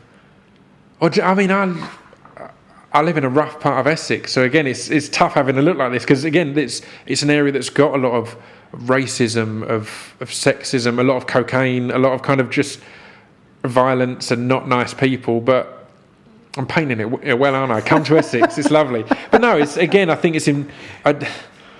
it's weird that I choose to stay surrounded by that kind of shit. But I think it's, I don't know, keeps you in touch with the real world in a way. Right. It's easy. It would be easy to live. But I spend a bit of time in LA, and the parts of LA I spend time in, everyone's so cool, man. Everyone's so lovely and open and all that. It's like, West Hollywood. You fit right in. Yeah, but But that's not what the world in general is like. So I think it's important to dip in and out of these things. And Yeah, again, you could fit right in Shoreditch. Yeah. Probably too well in. Yeah. Your beard precedes this movement by 6 years. Yeah. But yeah, at the same time, I guess you wouldn't be really, you wouldn't be questioning. It'd be too easy. It's one of the things, again, I think it's really important to, I don't know, I think a mistake that a lot of people, musicians or artists in general make is you get a bit of success and then you surround yourself with, in a way, with that success. Right. I think it can you move to LA, you sign a label, you start flying first class. Yeah, exactly. And I think things like, I mean, I realised recently, but over the years I've always had something that I'm the newbie in. So when the music was going good is when I started doing radio, and I was the new kid. I had no experience in it. As a DJ? Yeah. And just all different things like that. I started my club night, and it's all stuff that I was new to, so that if I'm excelling somewhere, I'm learning somewhere else and still having someone above me. And like I've just started up again on BJJ, and I think things like that are key because it doesn't allow you to be, yeah, man, I'm the boy. I'm smashing it on the music thing. I'm doing this. There's always something where you're going, right, this guy is far better than me at this. I'm still needing to learn, and I think that's a key thing for keeping you grounded. I think that genuinely is important in life. That you always have something that you're surrounded by people that are better than you at it. And I know that sounds odd, but yeah, I think that's key. Yeah, the jiu-jitsu mat is a great way to get humbled on a regular basis. There's a term that jiu-jitsu guys always use, and it is that everyone's a white belt at something. And there's another thing just good to realize. That's great. Yeah, I completely agree. And I think that's it's key. If not, you need to find something that you are a white belt at, because the last thing you want to be is walking around being the black belt of everything, because you're not pushing yourself, you're not learning, you're not uncomfortable. Exactly. It just means that you found something you're good at and gone, I'll stick with this now because I get praise, I get adulation. It's like, cool, that's enjoyable, but yeah. Not a lot of growth. Talk to me about MMA, your training. You roll jiu-jitsu. How long you been rolling? Do you do stand-up? Again, all on the actual, on the me side, it's amateurish as hell. But you're rolling jiu-jitsu. Yeah. But so for a few years, me and my brother and another mate of mine, I got some mats in our garage and just would roll and my brother had done a Krav Maga for a few years. So, I had a heavy bag, I had some pads, some gloves and some mats, and we'd roll and kind of learn off tutorials and things like that. And then I stopped for a long while. And last time I was in LA, I was chatting with Eddie Bravo, and he was like, I come down to 10th Planet. I was like, have you got a beginner's class? Because I'd never got to any, I'd learned a lot of submissions, essentially. Right. And he was like, just come down. And this is a story I've not told Eddie properly before either. So I came down in the excitement of getting to go to 10th Planet and roll with Eddie. I'd forgotten that the reason I'd stopped working out for the last 2 weeks was because 2 weeks ago I'd bust my ribs. Oh. So they were healing, but I hadn't thought about it, and I didn't tell Eddie about this afterwards because my busted ribs isn't the reason everyone in the class kicked my ass. The reason everyone in the class kicked my ass is because they're amazing Brazilian Jiu-Jitsu practitioners, and I'm an amateur, hadn't rolled in years. But the first time we were, started to roll, and I had someone just on top of me, and we hadn't even started. So we're just, that's how I think we were starting from side control to do a particular drill. Eddie's big on drills. So as soon as we start the drill, I was like, oh, fuck. Because my ribs were in, so I was like, I'd forgotten completely. Jesus, so I got through the thing, and again, I didn't mention it to Eddie afterwards because I don't want it to sound like a Tito Ortiz excuse. If I don't tell you before, then it doesn't exist. So it's one of them, because that wasn't the reason everyone was better than me, obviously, but it was the drive home I had that night. I've never driven drunk or high or on anything. That's the most dangerous I've been as a driver, because even though the pain in there was bad, I had adrenaline.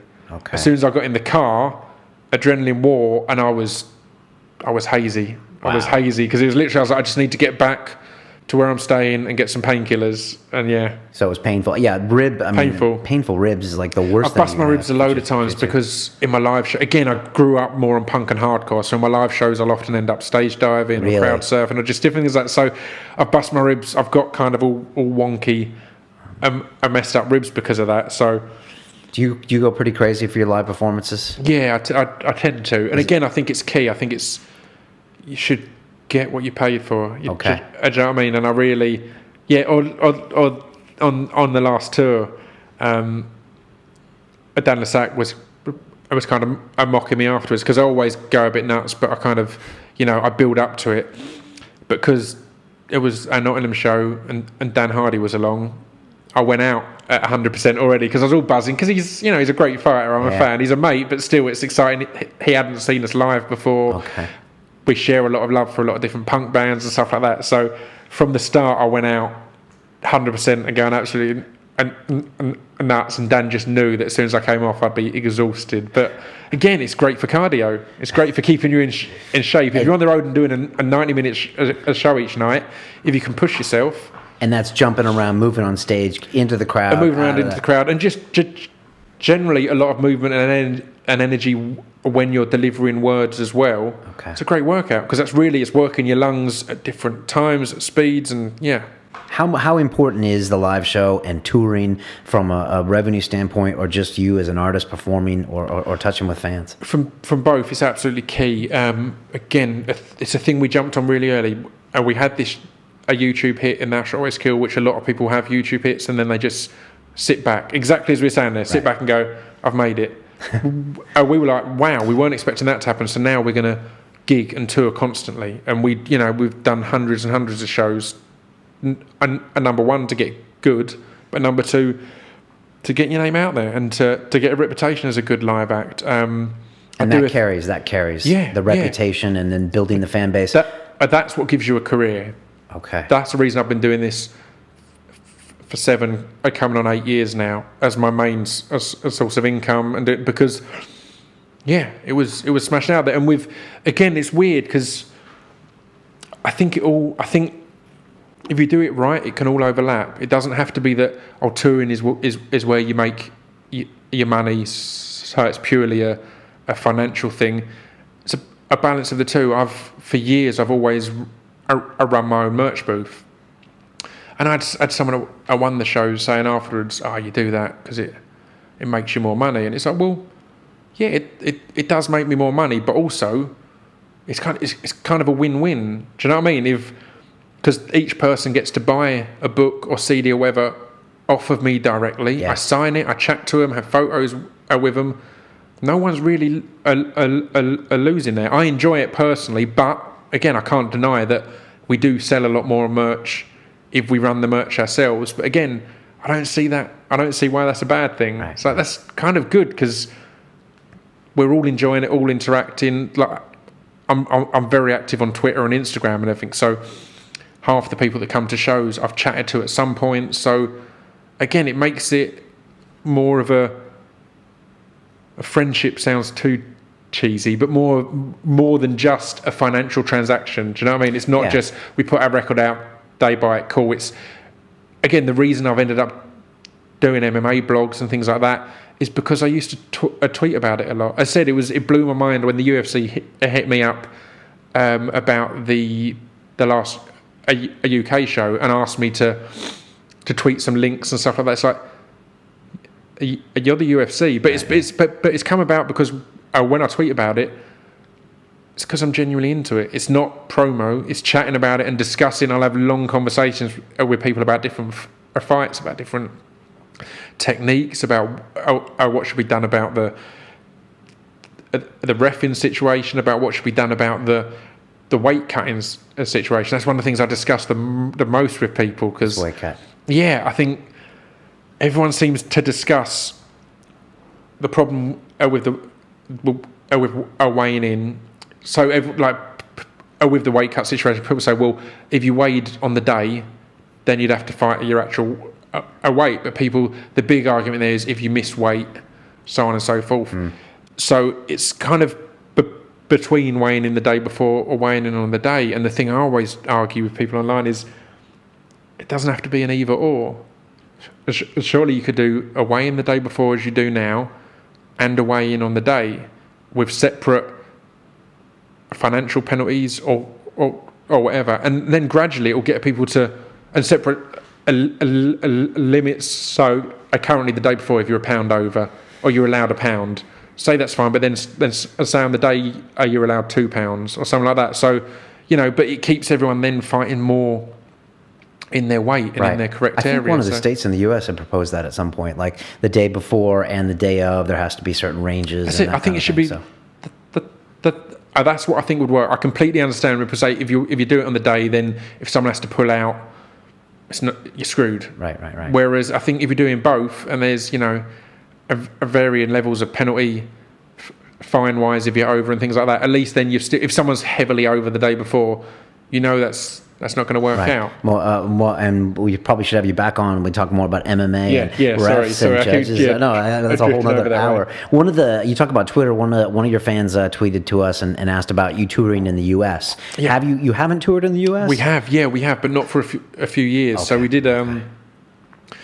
I think the last time we were over was 2010, or maybe 2011. We did 24 shows in 25 days, which was kind of intense. But we on the day off, we did the Carson Daly show, all sorts of kind of crazy stuff like that. But I hope to get back out there. But it's hard when you're not on a big label.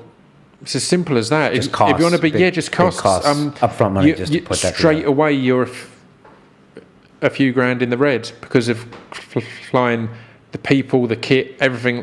I like that. And when obviously in the UK we've got a bigger fan base than we have in the US. So in the UK we can instantly play 2,000 or 3,000 cap venues, whereas in the US we can't. So we couldn't expect much of a fee. So we're already losing several £1,000s. And again, it's that thing of, it's the problem. It's one of the restrictions of being so a DIY in that way. Right. Doing it all yourself so much means that you've not got this huge pool of money to speculate to accumulate kind of thing. Whereas if you're on a major label, then they can say, well, we'll drop 30, 40 grand on them over the first few years of touring and hope that turns round. But I definitely plan to get back at some point. Would you ever move to LA or New York? I know you said you're resisting that because Essex keeps you grounded. I mean, I definitely could. Yeah, it's been contemplated. Would that push you artistically in a weird way? Maybe. I don't know. Again, it's all about who you surround yourselves with. I don't plan to, but in the last 2 or 3 years, there's been the first times that I've thought I could. At some point in my life, I could see myself living in LA or New York. Originally, I loved New York and wasn't a fan of LA. A few tours we did there, the crowds were great, but there was just stuff that I didn't. I like the vibe of. But then, since I've met a lot of the people I'm working on my new record with, again, I'm going to be spending a lot of time in LA on this record. I love it. It's a home away from home. Yeah, you prefer it really is. Now. It feels like, I get there.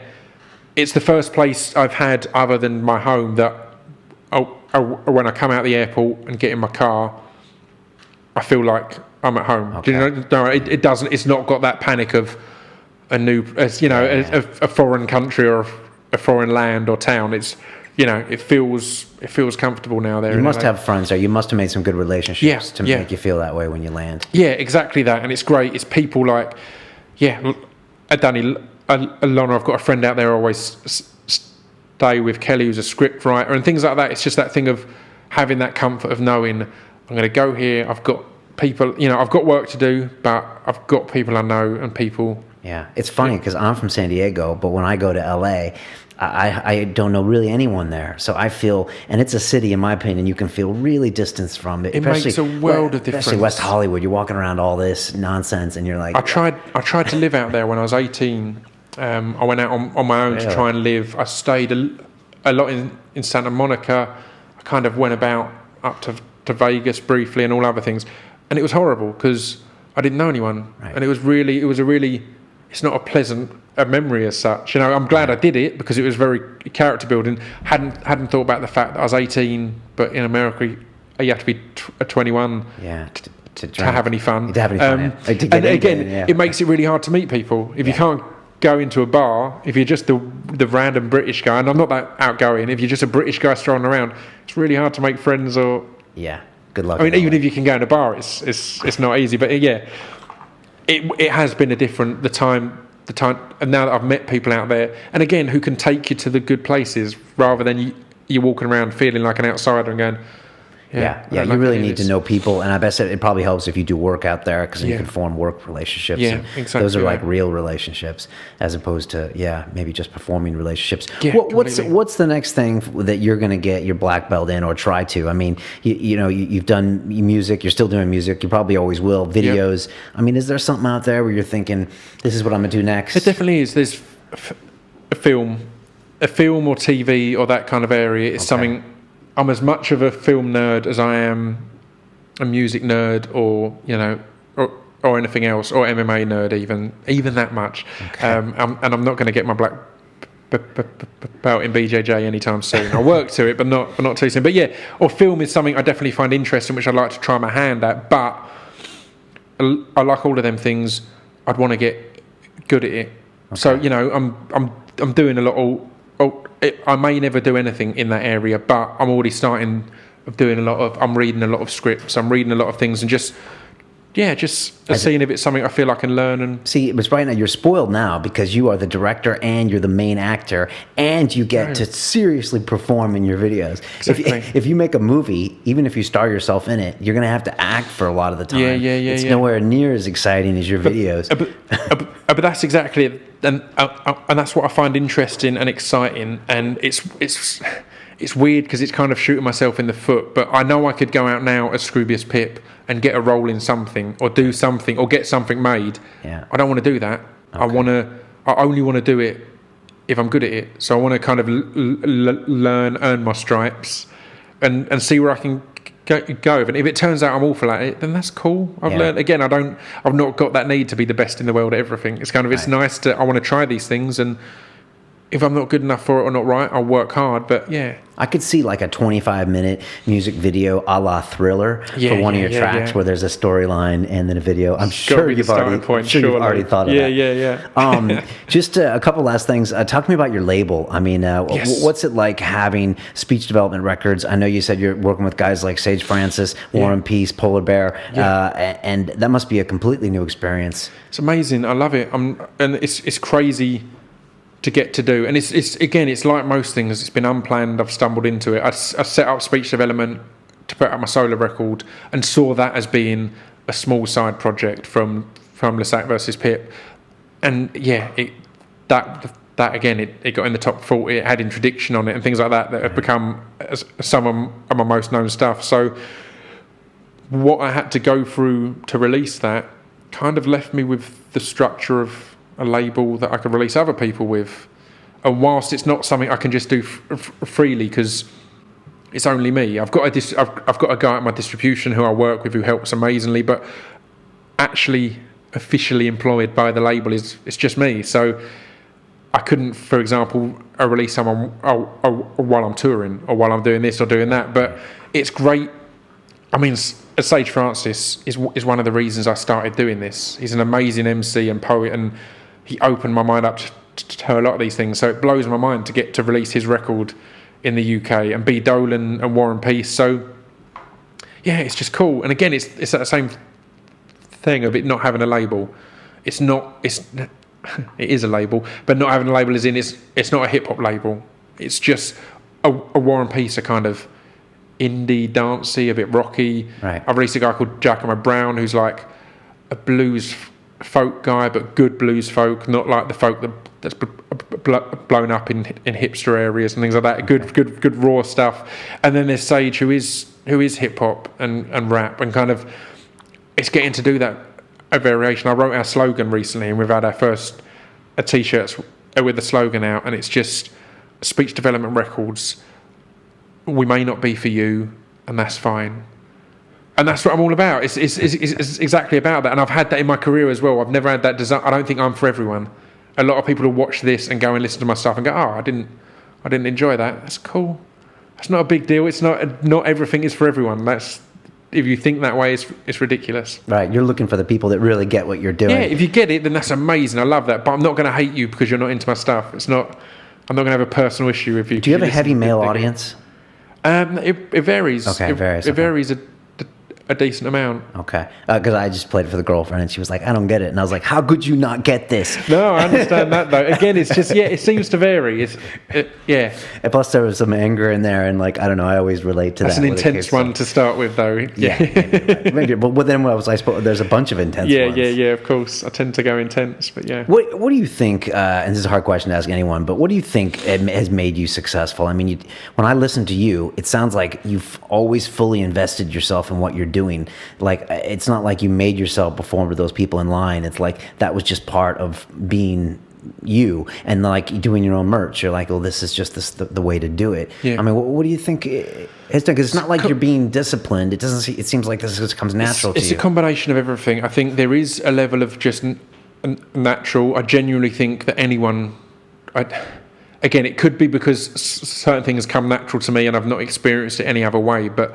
It rarely feels that I'm doing anything that a lot of people couldn't do. Do you know what I mean? It feels like most stuff I do, a lot of people could do this if they tried, kind of thing, if they just decided to. Or execute. And then, but again, the other part of it is I do think it's important to have a good work ethic. I mean, as in the introduction, it was the thing of label, a radio show, MC, club, and all that. Yeah. It's like, it's because... That's how I work. I like to be busy. I like to work hard. And again, the reason I do my own merch is I don't see why I should ask someone else to do it. I'm I'm there before the show. I'm sitting around backstage.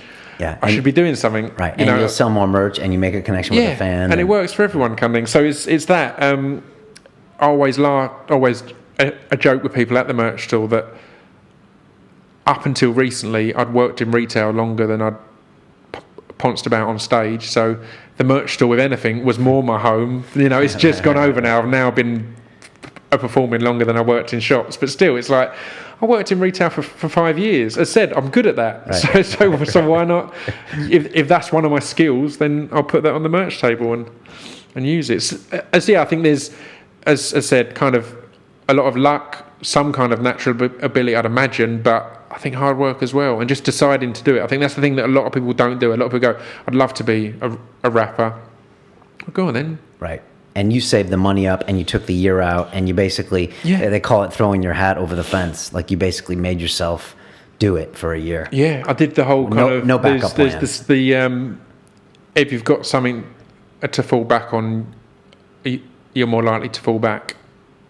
And again, it's a dangerous theory because it's what I went for, but I didn't have anything to fall back on at that point. In that time, it was like, right, I'm doing this. If it works, or no, not if, it has to work. Right. It's got to work. I've spent 5 years saving up to put this record out and all that. It's one of the reasons I have a love-hate with Kickstarter and stuff like that. I think they can do some amazing stuff, but I don't think it's possible to be as invested in something that other people have paid for as it is for something that you've worked for 5 years in a record store to then release. In that situation, you're like, no, this has to work. Whereas if it's been a year of people investing and then it doesn't quite do as well as you wanted, I think it'll be easier to walk away from. Okay. Interesting. I haven't heard that perspective on Kickstarter, but... I'm not hating on Kickstarter. I also think they do some amazing stuff, but...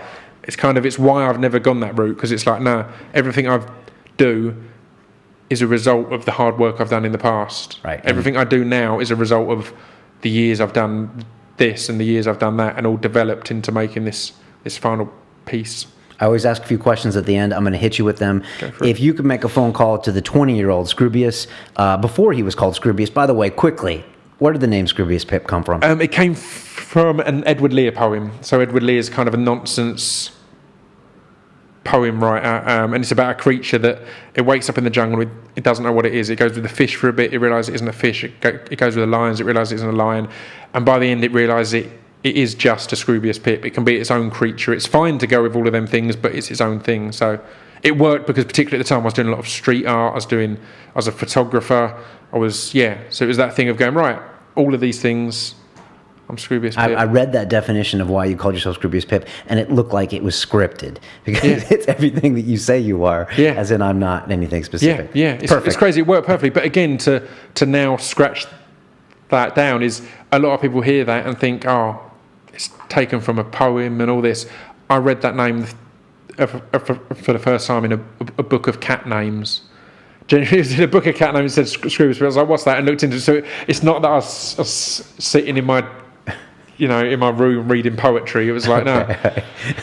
All right, back to my question. Yes. Make a phone call to the 20-year-old Scroobius. Give that young man a bit of advice. What would you tell him to do or do differently if you could speak to him? I'd tell him to take all his savings and wait till half time in the 2005 Champions League final when Liverpool were losing 3-0 to AC Milan. Put every penny on Liverpool to win. And then he wouldn't have to do anything. I'd pull some Back to the Future. I Marty McFly shit, some sports almanac, just give some tips. But again, I don't know. I guess that's the best answer I've ever got. I think all the mistakes I've made.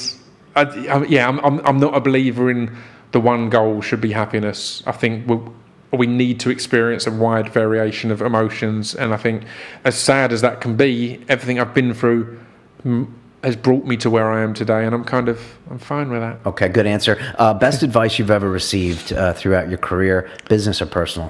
When I went to, it's a quote, but when I went to try and live in America, I was doing it on my own. I'd never been away from home properly, and a lot of people told me stuff. My brother just sent me a text, and it's a quote from the Best In show, and he said, just remember, if you get hungry, eat something. If you get thirsty, drink something. And that was it. I was like, that's all you really need, man. That's all you really need. Everything else, you've got to stumble along and learn on your own. But that was just perfect piece of advice at that point. I was like, yeah, cool, I'll do that. Sounds like a Buddhist expression. Something in carry water or something. Kind of stay in the present and do what you got to do. Last bit of advice. This is very relevant for what you do. To the 20-year-old that's listening to us around the world that wants to, get in the music industry, wants to be like Scroobius one day, wants to make their own music videos. What advice do you give them? Just that there's... And this is something I've learned in numerous areas, but there's not a shortcut. You just need to work hard. The reason I had an impact at the first open mics I started going to was because everything I got up there to perform, I could perform in my sleep because I'd drilled that, I'd practiced that hard. So I wasn't getting up there kind of nervously and reading from a thing, which a lot of open mic is. I was getting up there and taking the mic and delivering something I was confident in and believed in, and then it kind of all builds from there. So I'd just say just work hard here and get good. That's kind of key in anything. Get good, and then hopefully that can take you to where you need it to take you to. I just heard you say take the mic, and I was like, that's a good thing. Just take the mic. Just take the mic. Yeah. Take it away and completely and do what you do. Yeah. I really want to come see you live because it's really strange because I meet you in this context, and I haven't seen you live. I've obviously seen your videos, and videos are so angry and dark, aren't they? I'm not that guy. I'm a cheery guy. But live, you're probably a bit intense. Yeah, I get that. So I definitely want to come check you out. If people want to get in touch with you, it's scroobiuspip.co.uk. Yep. At Scroobius Pip Yo on Twitter, Instagram. Instagram is at Scroobius Pip Yo. On Facebook, it's facebook.com/Scroobius Pip. Easiest thing for everyone to remember is just Google Scroobius Pip. That's that. Right. And you're active on Twitter and Instagram. I'm really active on all of them. Yeah, on every format. Do you have a problem? Do you have a Twitter problem? Would you say? Are you present around other people? Say that. Yeah. She's just like, what are you doing? Yeah. I'm constantly keeping an eye on it and looking at it. But again, I think I justify it a bit because it's a positive thing for a career. Yeah, it's business. It's business. But yeah, I'm constantly on it, and anyone will know that. It's become a bit of a thing now that people know that, because obviously I get a fair few tweets. I can't reply to all of them, but people generally know if they tweet me with an MMA or a movie question or a stand-up question or something like that, it will drag me in and I'll be talking for ages. There's certain things that people know now, the buzz buttons that will definitely, if I get to see it, it will definitely get a response. Could you put it down for a week and not be tweeting for a week? I don't know if I could. I think I'd enjoy it. I think it'd be a really good, positive thing. I was listening to a podcast on the way here, and they were talking about there should be an app, and apparently there is for computers, but not phones, an app that only allows you to go on Facebook twice a day or Twitter twice a day and things like that, because for writing and productivity, it'd be an amazing thing. So I'm sure I'd be fine with it. It's just at the moment it rarely causes me an issue. So it's it's a strange addiction. Yeah. I'm an addict, aren't I? I wonder sometimes if I could just turn off for a week, because I'm not that bad, but I'm still always checking in. Tell you what, I really enjoyed it last time I was in LA, because I didn't have mobile internet out there, so I could only use it when I was on Wi-Fi. Right. And that was I was there for 10 days, and obviously as soon as I was back in the UK it changed, but it was quite liberating. It took me ages to stop taking. I'd take it out of my pocket and go to check, and then go, all right, Why I am I can't check. doing that? Let's see what's going on. Let's take this in. And you're in a new place, so you can be like, oh, I'm in LA. Yeah. Look at that. That's different. So, I've done that too, traveling when you don't have that free 3G, and you just chill out a little bit. It's kind of the methadone of Twitter. Just it really take is it slowly off. But then as soon as you get some Wi-Fi, it's like, I just need to quickly check what's going down. Checking everything. Scroobius, thanks so much for coming. Thank you for having me. This was Great just to chat. a fabulous conversation. I think people are going to love it. You don't do a lot of interviews out there. There wasn't a lot of stuff, not that many. So I think people are going to really enjoy this. No, definitely. Thanks for having me. If people are listening on iTunes, you can come watch our beautiful faces. You can see the beard itself on our YouTube channel. And as we say on London Real, it's about the journey. I wish you well on yours, and all the best. Thank you very much. All right, take care. Perfect. What we call reality is in fact nothing more than a culturally sanctioned and linguistically reinforced hallucination.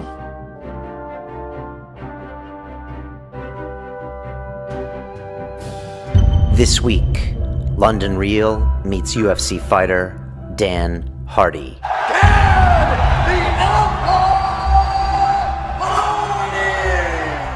I'm not an athlete, I'm a fighter that's trying to be a martial artist. His wins and his losses. That's it, I'm done. I'm not enjoying it anymore. This is not fun for me anymore. I'm not getting anything out of it, I'm just getting damaged. He talks the spirit world. The thing is, like, ayahuasca doesn't necessarily do anything to change the person. It just helps the person understand who they are. And introduces the wolf heart. They want to feed the wires into my heart so they can measure the second heartbeat. They can then burn it. This Sunday, London Real presents